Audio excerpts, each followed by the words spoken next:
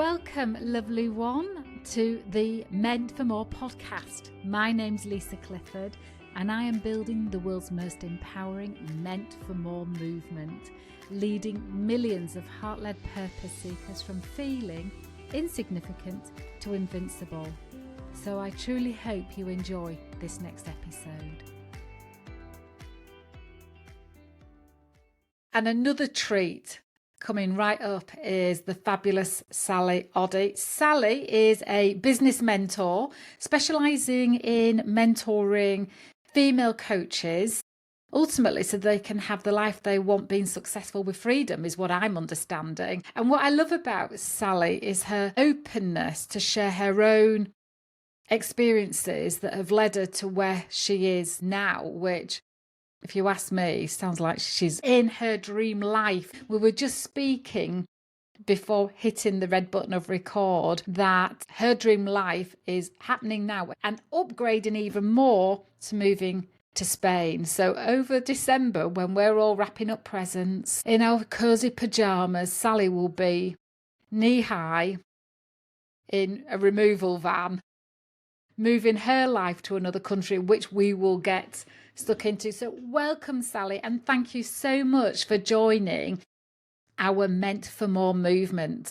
I know that this is right up your street, where you help women already be in their potential, but I want to start by asking you the obvious question. When did you realise, or what occasions did you realise, because I'm guessing it's more than one, that you were meant for more? And what did it lead to?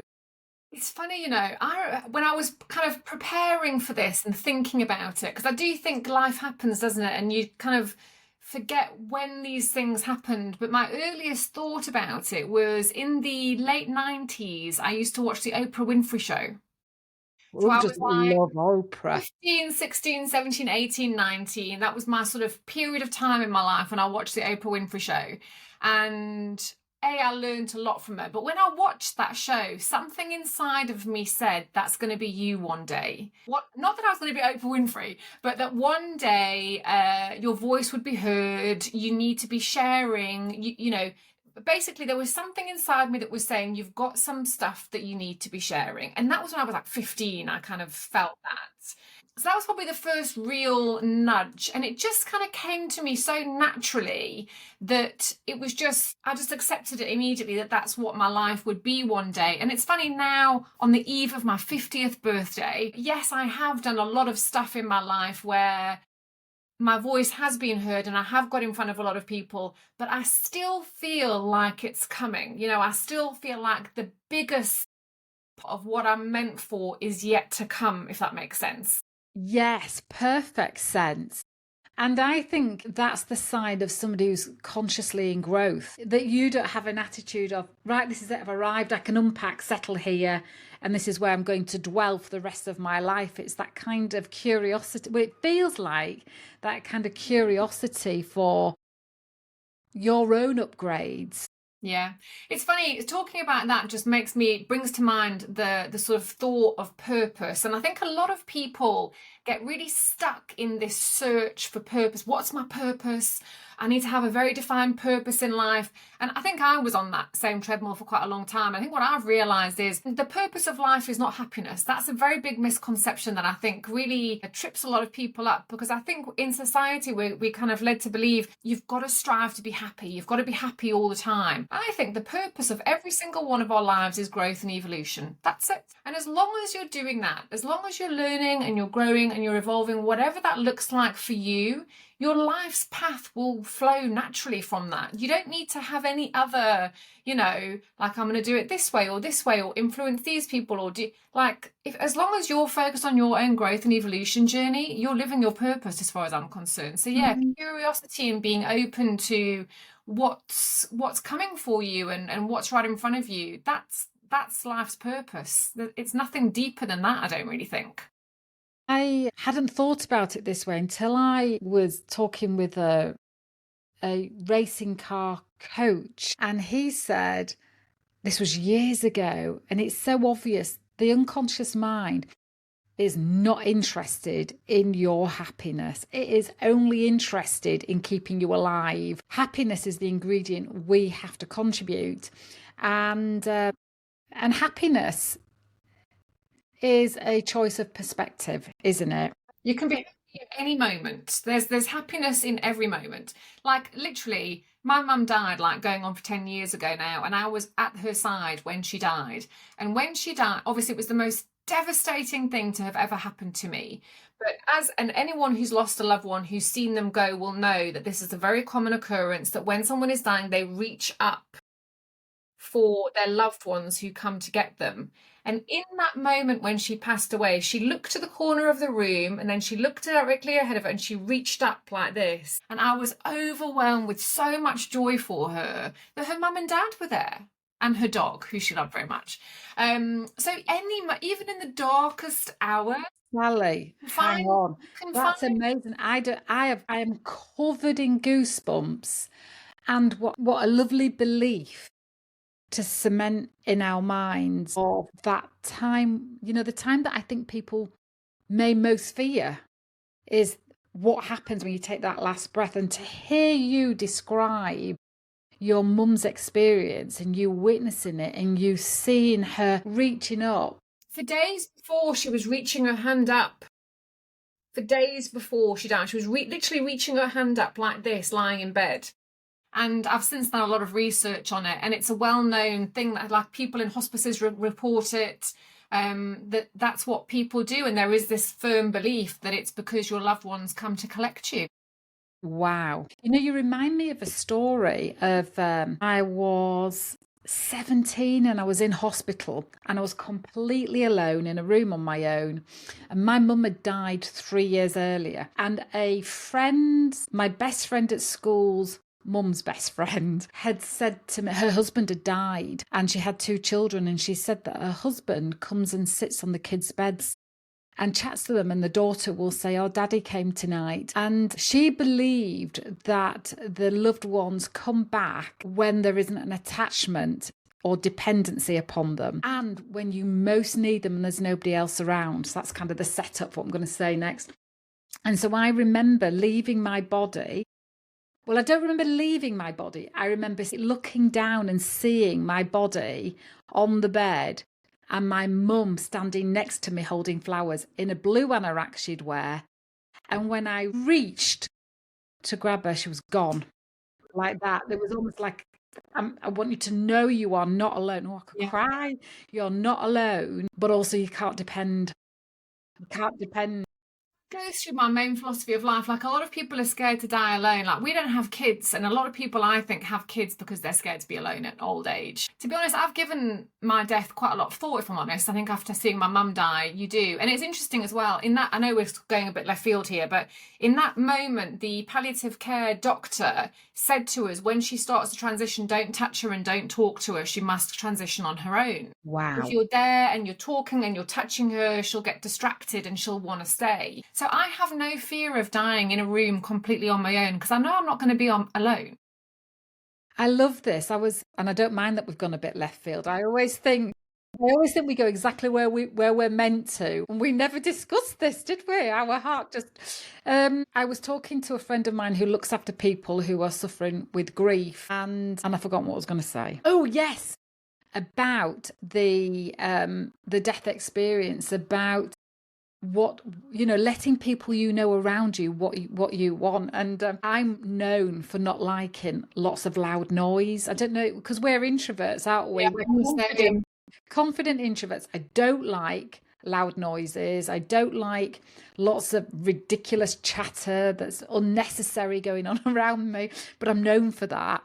But I would like some nice smelling candles. And a friend of mine, Teresa, had listened to the interview and she said, right, got it. If I'm there, I'm getting the nurses to shut up, people not to come in and start chatting around you or at you, just to sit with you. And it's just listening to what you've just said about what the palliative care specialists say is don't interrupt, because people do think they need to hold their hand. That is so fascinating. Yeah, you've got to, I just believe you transition alone. Yeah. You're not alone, but I don't feel that I need to have a lot of friends or a lot of people in my life so that when I'm dying, there's going to be a room full. In fact, I don't want anyone there. You know what I mean? Like, I don't want a room full of people there when I die. Well, it almost gives the feeling of the like, I've got a meeting at 4. Is this, and I imagine if I'm laid there with people around me, I'm thinking, and I'm always like this. I don't want to be an inconvenience. I've got a heightened sensitivity to consideration. Same. And so I'd be thinking, I should hurry up because these people have got lives to live and they're all waiting for me.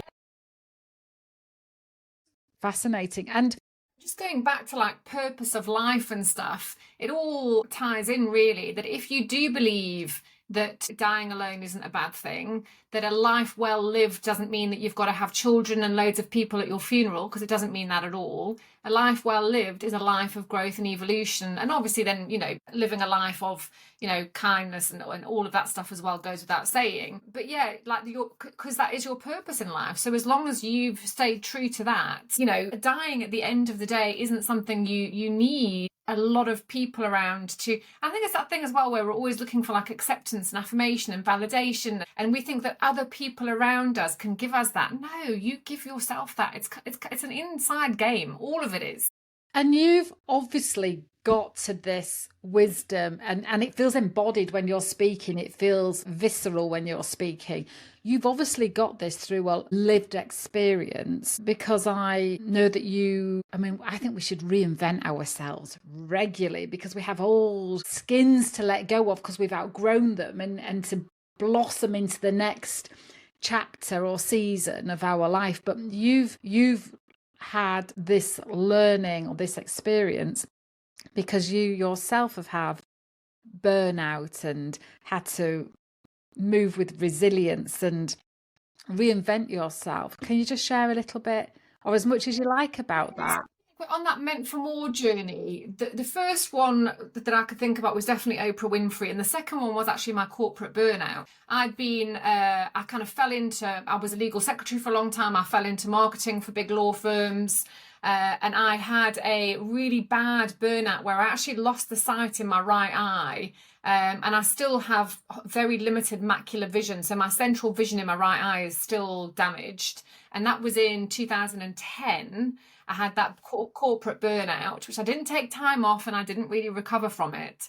But that to me was a huge... Sometimes I think people think that burnout is the worst thing that can happen to you. I don't know if I agree. I know that it can be devastating and it can take a long time to recover from, but I've had 2 really traumatic physical burnouts and both were a gift, let me tell you.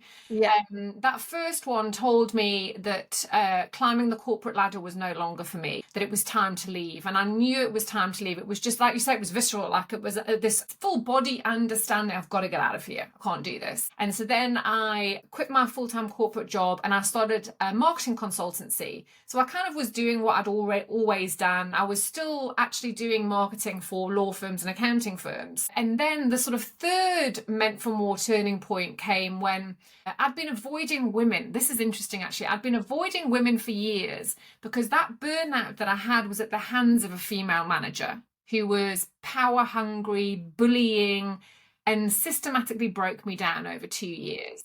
So since that happened, I had avoided women. So all of my clients were men. I was in a man's world and I wanted nothing to do with women. And then I don't even know what drew me to it. I went to a ladies networking event, which I'd never been to, all women's network. Like it was my idea of hell, to be honest.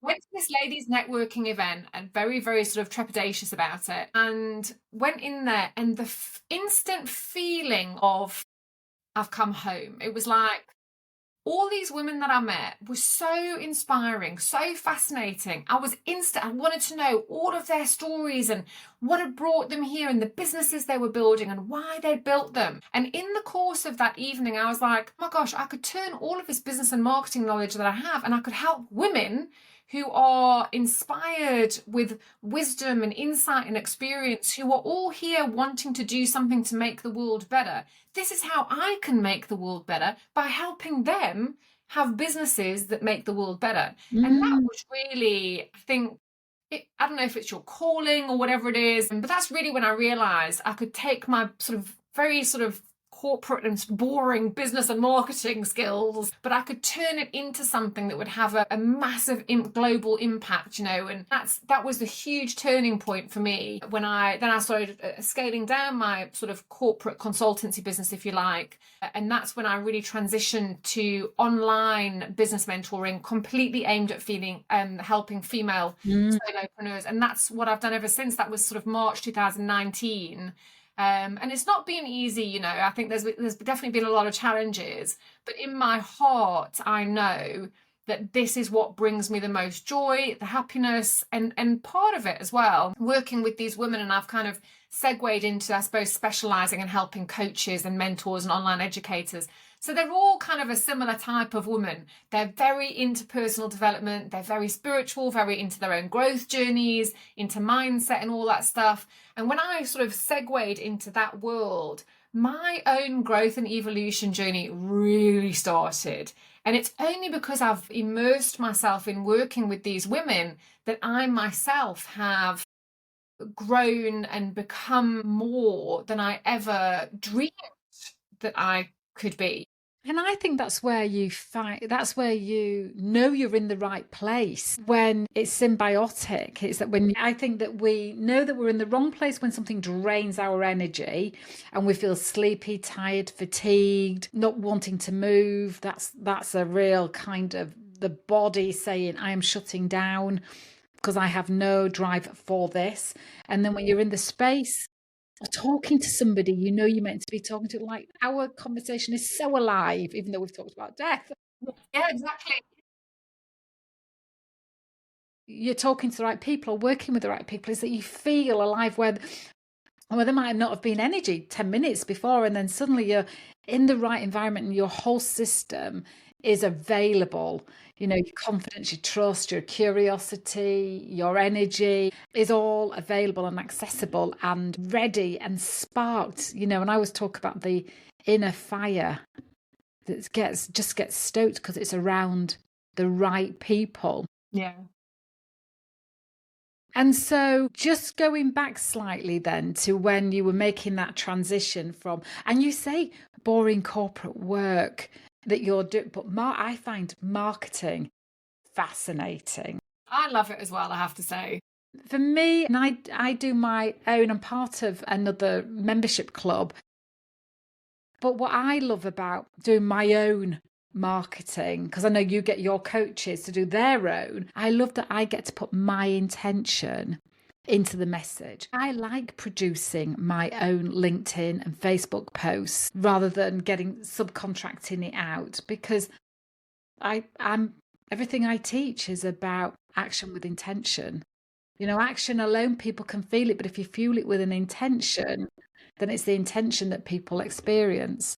And this is the thing, I think with female solopreneurs, or any solopreneur, in the sort of areas that we're all in, it's all about personal brand, because people buy people and people are buying me. So as a business mentor, there are so many, to choose from. Somebody will see a video of mine or see something I've put out there, and they'll energetically feel that vibe, and they'll connect, and they'll kind of instantly kind of get who I am, Yeah.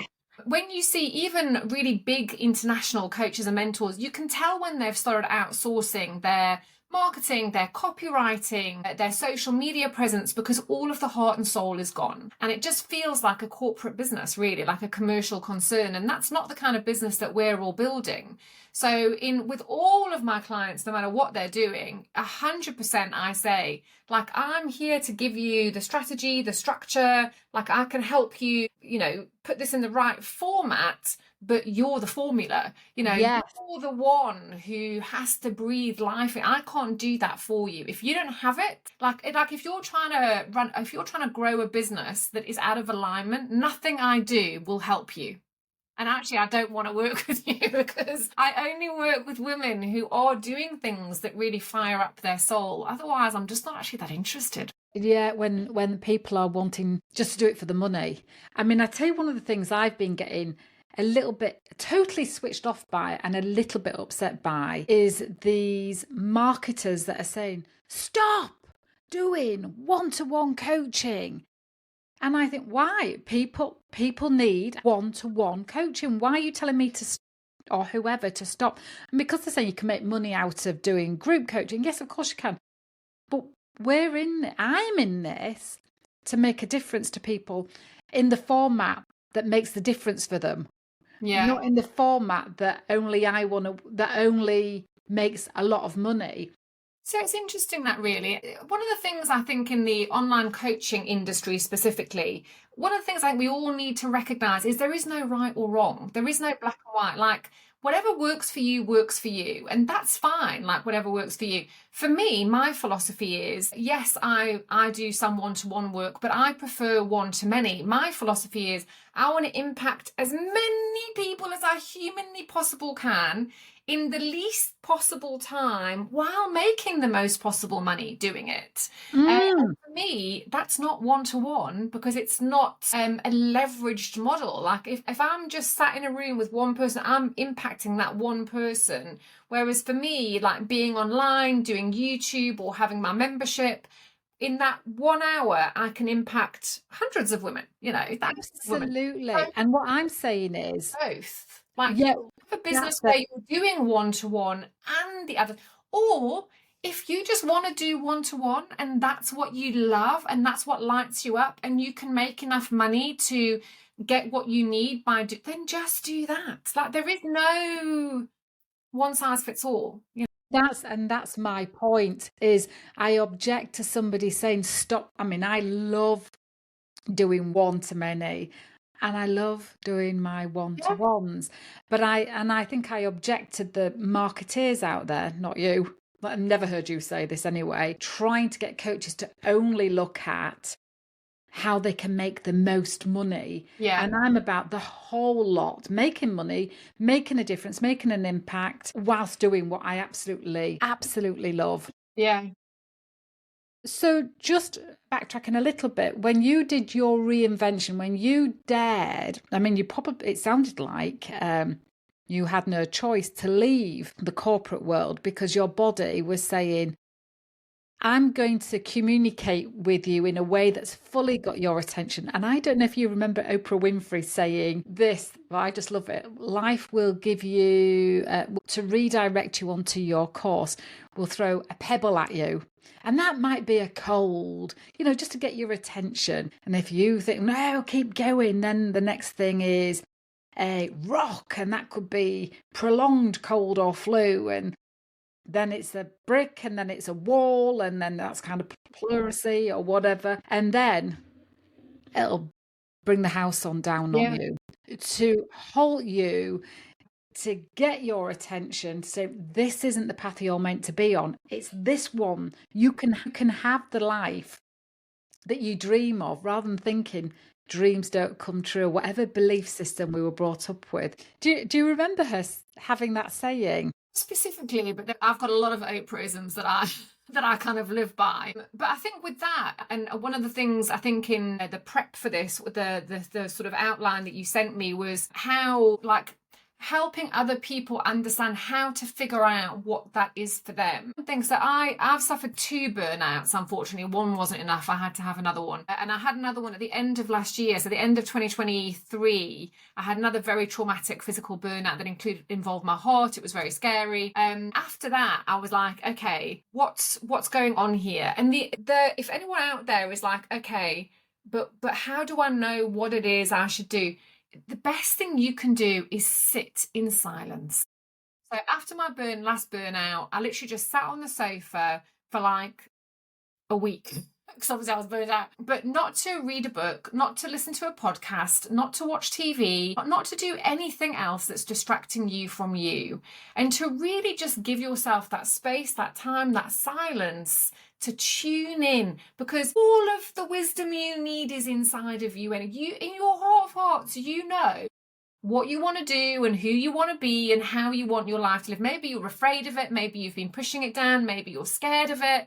But if you just sit in silence with yourself, just do some journaling, just with no sort of feeling like I've got to act or I've got to do, I've got to burn my life down and start again. Just give yourself that gentle, quiet time to go inwards. Remember how to listen to your own intuition and be silent with yourself.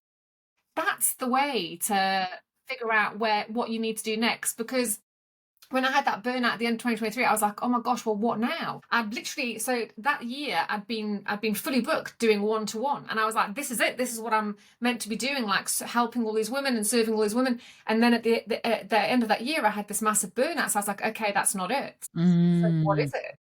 This is what I thought it was. This is what I thought it had to look like. But obviously there's another path for me. I'm meant for more. It's not just this one-to-one that I should be doing. There's more here. But it wasn't more as in more work, more effort, more stress, more strain. It was actually less of that. But for me, it's this whole year actually has been about finding and figuring out how I can have, yes, a lucrative business alongside impacting hundreds of thousands of women all over the world, but while really taking care of myself. Like you say, we're moving to Spain. My whole lifestyle is going to be about working a lot less. So I had to figure out ways of really taking care of my own health and well-being and living my life while still having this massive impact. So yeah, at the end of last year when that burnout happened, like I said, it's a gift. It's like, you're kind of doing the thing, but you're not doing it in the right way for you. So quieten down and listen. And even if it takes, like my income has dipped this year while I've been trying to figure out how to move forward in a way that's more in alignment with who I am and what I want to do, So even if it takes time, and even if it's uncomfortable, and even if it doesn't make sense, and even if everyone else is saying, stop doing this or do that, you've got to just keep your head down and focus on your own path. I love that because I love that being still. We've become unfamiliar with being still and not distracted. So not only are people watching the TV, but they've also got the laptop on the knee and the phone at the side. We have never been so overwhelmed with devices that we are conditioning our mind into lack of concentration, lack of introspection, lack of trusting self. I mean, so many people I chat to, I know what their challenge is. It's that they're not trusting themselves. They're totally right in their thoughts, their feelings, but they're not trusting them. And I think that comes from us being externally stimulated all the time. So we think the answer to what we want to do next is outsiders. And I'm all for people looking inside and thinking, what do I feel great about? Who am I with when I feel great? What is it we're talking about? What am I curious about? What have I always been fascinated in? So how did you get to... And I love as well that you say, I'm making less income, but I'm reorientating. And this morning I was really inspired to do a video on to create a new life, but I haven't done it. I have created the video. I'm just not happy with it. But it was about creating a new life. Don't expect to create it on top of the old one. You have to create space. Yeah. And you have to create space for the thinking. And you can't expect to create a new life for yourself without creating inconvenience or disruption. Yeah. So the avoidance of inconvenience and disruption is going to keep you in the old life. Yeah. It's like that saying, isn't it? To make an omelette, you've got to break some eggs. That's what it is, So tell me about Spain and the decision to go to Spain. And how did you get to that? So this has always been, I'm married. We don't have kids, but I am married. And this has always been, this has been something we've spoken about. We've been together for like 17, 18 years. I'm not very good with the dates and stuff. He's better with that kind of stuff than I am. But it's something we've spoken about a lot, like living abroad, like what we want for our lives and what we want our lifestyles to be. He's 53, I'm just about to turn 50. And I think you get to a stage in your life, and it's like you say, it's a real double-sided thing, because obviously money is really important. To do what we're doing, we've had to plan and live our lives and to do certain things for a long time to get to where we are now. So money's really important. But then ironically, you get to a certain age where you're like, you know what, this is enough money for us to have a lifestyle that we are happy with at this. I mean, we're downsizing our house. We're moving to a much cheaper lifestyle. We're not moving to yachts and villas and, because we've decided the level of the lifestyle that we're happy with and we're ready to do it now, So rather than wait for 10 years or whatever, we're like, we're happy with we're not striving for more anymore. Yes. We're like, so it's meant for more internally, but I'm not striving for more. Like, my attachment to material things has pretty much vanished in the last 3 or 4 years or something. And it's funny, I'll just interject with another story about my mum, if you don't mind, about that.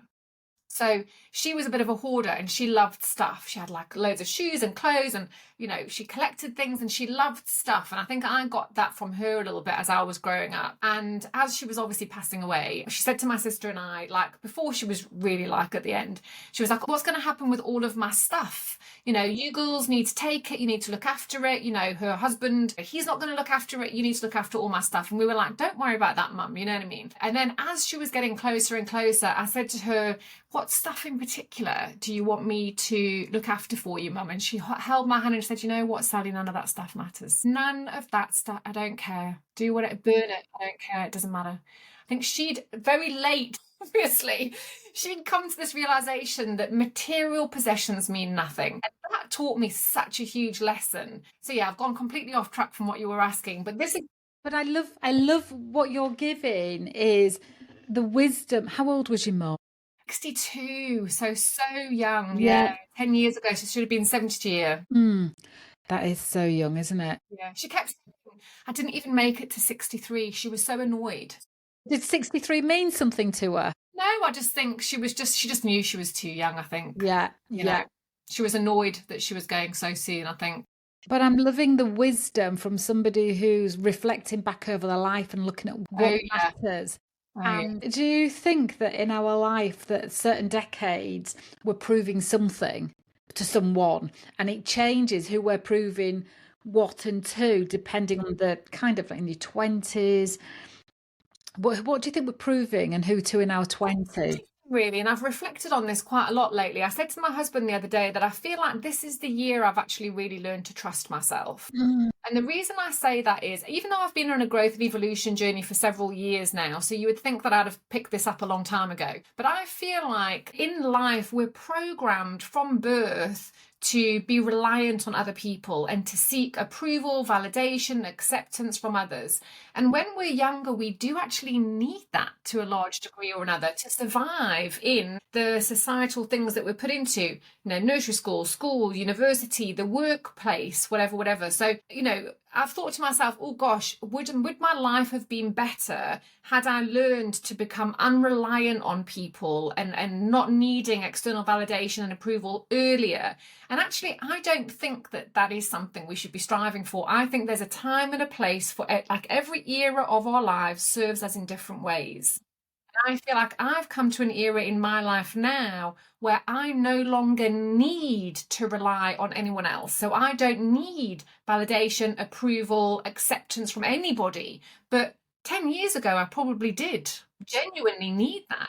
So I don't think, again, this whole personal development journey, people shouldn't be like, oh, well, to be, you know, she's at 50 and she's saying she's, you know, no longer needing things and she doesn't care what people think. So I should be striving for that now. To be honest, no, love.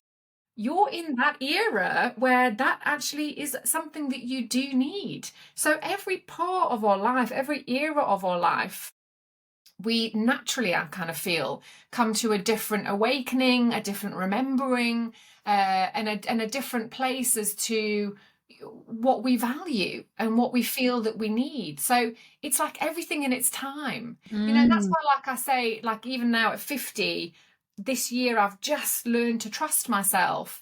For whatever reason, until this year, I have felt or needed external validation. It's been part of my journey. Yeah. Now that's finished, thank the Lord. And now I don't need that anymore, but it's only because I've come all this way. Now I'm in a position where I don't need it. So, like, it's a bit of a cautionary tale, I think, for younger women who think, I don't care what people think and I don't need approval and I don't need validation. Be mindful of that, because you might be in an era in your life when actually you do need those. And there's nothing wrong with needing those things either, by the way. Absolutely nothing wrong with it. No, because sometimes it can be just an indicator that you are either coming across the way you want to come across, or doing well, or meeting expectations that are measurable, that are work expectations. And that kind of robustness of I don't care what people think can come with a bit of sabotage almost, can't it? Because we can end up speaking to people in a way that we might regret, because we're in I don't care mode, rather than it can be I'm okay with what people think about me because I know what's true. It can be that, can't it, rather than I don't care. And I think people can go to one end of the extreme than the other. I remember in my 20s, I was proving to my dad that I was a good person. So that's why I wanted to get into sales, because my dad did sales.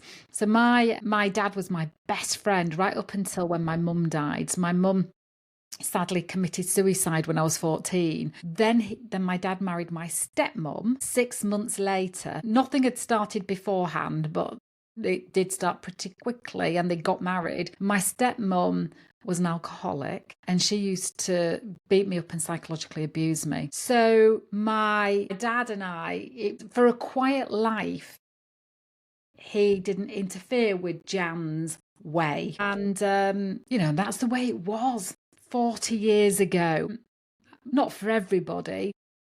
But I went into sales. So and I'm estranged from my dad now, but I went into sales because I wanted to prove to my dad I was a good person and I was doing something just like him. But then I forgot why I'd got into it. And I actually enjoyed doing sales in hospitality. I did sales for hotel groups, and I learned such a lot.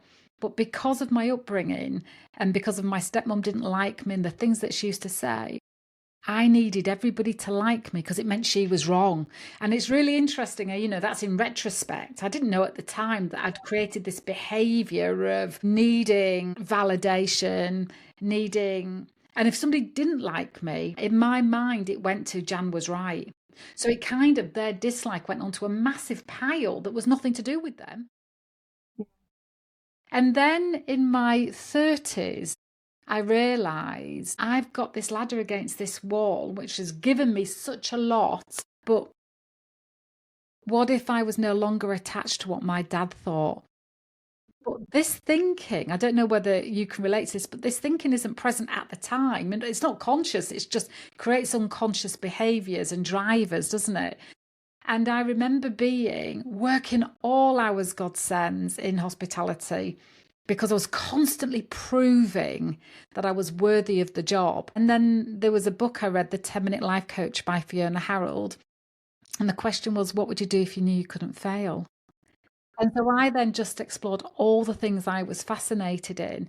And once I let go of needing to get the next promotion, so that then my dad would see that, look how good I am, regardless of how I felt, because I felt actually most of the time that I was pretending to be somebody I wasn't. And that, Peter Thompson says you can't consistently be who you are not. And so that was a big stress. And then when I retrained in everything I do now, I felt liberated. I didn't need to be the centre of attention in the sales team. I didn't need all this. There was a lot of effort convincing people that I was nice. And I was convincing them not to prove to myself, because of this childhood, what shall we call it? Childhood legacy, if you like, of needing to overcome that. And so then in my mid 30s, I was 34 when I set up my own business. It has been a journey of liberation and deepening my self-trust. And I remember a client once saying to me, I said, so how do you feel about your session? And she said, and she had like an intimidating part to her personality that I was aware of, that I would feel a little bit triggered inside by. It would make me a bit nervous at times. And she said, yes, I enjoyed it, and I quite like you too. And I found myself saying, oh, it never entered my mind that you wouldn't. And then I thought, I'm cured. Yeah. I'm cured. I'm no longer wondering if somebody likes me and what else do I need to do to make them like me. Interesting, isn't it? Yeah.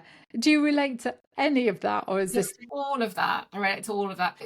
The stuff that happens in our childhood is so impactful, isn't it?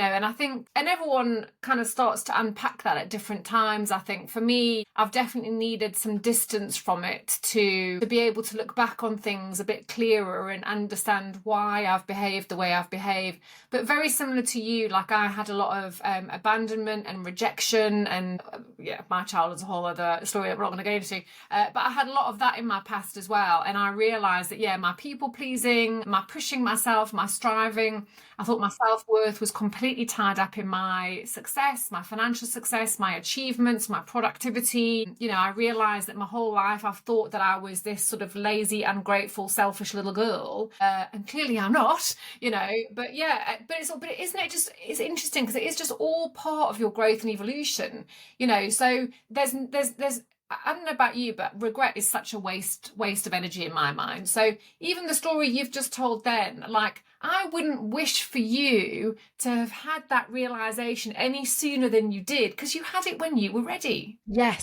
And it's different for everybody, and it's okay. Like, I'm still having earth-shaking awakenings now, and I'm about to turn 50. There's still things that occur, and I'm like, oh, that's why. I think about that's why this happens. That's why, oh gosh, it all makes sense now. And I would feel, I don't want there to come a day where I'm not learning, where I'm not having these realizations. Like, for anyone who's listening, who's younger, you don't feel that you need to push to have these moments as quickly as you can, so that you can live a fuller life sooner, if you know what I mean, because the journey is yours and it'll all unfold in its right time. I've still got 40, maybe 50 years I'm only halfway through, love, you know what I mean? And I'm 50 and I genuinely feel like I'm only halfway through. I've still got 50 years of this to go. It all unfolds in the right time. That realization that you had, that you were doing all this to get acceptance and to prove to your dad that you were a good, likable person, to prove your stepmom wrong. The things that led you to were good, were in your best good, highest good in a lot of ways. That was part of your healing journey. It was my university of life. I'm not an academic person, although I've invested significantly in my education of what I do now, my choice. And so for me, and like you, when you said at the beginning that you thought, when you saw Oprah Winfrey, you thought, I meant to do that. I had the same feeling of, I haven't got this life for no reason. When I was like 11, 12, I thought, nobody I know has got a life like I've got. I wonder why I've got it. I must be here to make a profound difference. And you don't go and make it when you leave home at 17. You've then got all of that, what that childhood created, to then play out and to explore an adventure and fail hard and make mistakes, so that it led me to becoming a coach and a mindset specialist and empowerment with the firewalking. And I know what it's like to have absolutely no belief in myself but still be successful. But also I know what it's like to be successful and have belief, and how much easier it is. It doesn't have to be, well, I'm doing all right without my belief. I think life is really hard without it. But I believe that I wouldn't be doing the work I'm doing today in the way that I'm doing it if I hadn't have had that experience. And I'm with you. I don't believe in regret, because everything is for our learning, our nudge to somewhere else. I mean, I'm sure you'd rather have changed direction without a burnout, but I don't actually. I really, really don't, because it was what I needed. The change wouldn't have happened without it. It's like, I've had some, pretty terrible things happen to me in my life. I don't have regret for any individual one of them, because it's all been sent for me in this lifetime. It's what I've needed. The people in my life, the experiences that I've had, they're all for me. Even if they're terrible at the time, they're all for me. Even losing my mum, which is the single most devastating thing I've ever experienced, and make no bones about it, it truly, truly is. There was like before my mum died and after my mum died, like it completely changed my entire life.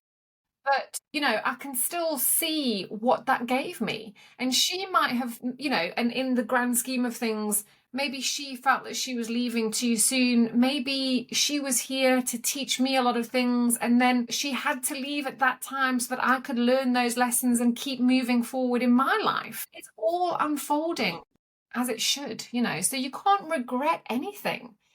All you can regret is not doing something that you feel is right for you, following your own intuition. I think then we can be like, oh yeah, maybe I should have done that. But the only way to avoid that is to follow the nudges and take action, to leap before the net's there. Before you know exactly how it's going to all work out, take the action, follow your intuition.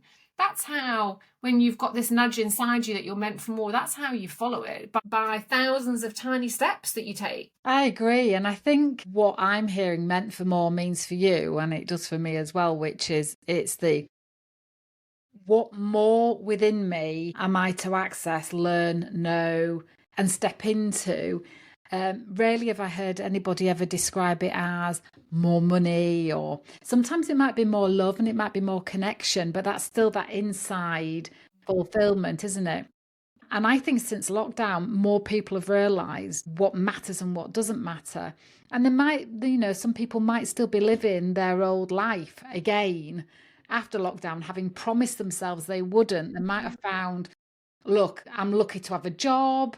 Many people don't have jobs since, that they might be having that thing of, compared to others, I'm lucky, so I'm not going to rock the boat. Better the devil, all those kind of things. But deep down inside, they had a glimpse into a kind of more balanced life that they promised themselves they would go and have afterwards, but in some way found themselves back in the old pattern. And I want to call out to those people and just say, as you've said, Sally, sit in silence. You might not have a week to do it in, but take some moments a day and sit in silence and tune into what thoughts they have and how do they feel when they think those thoughts, and then journal that and see if they can spend some more time the next day for a few minutes.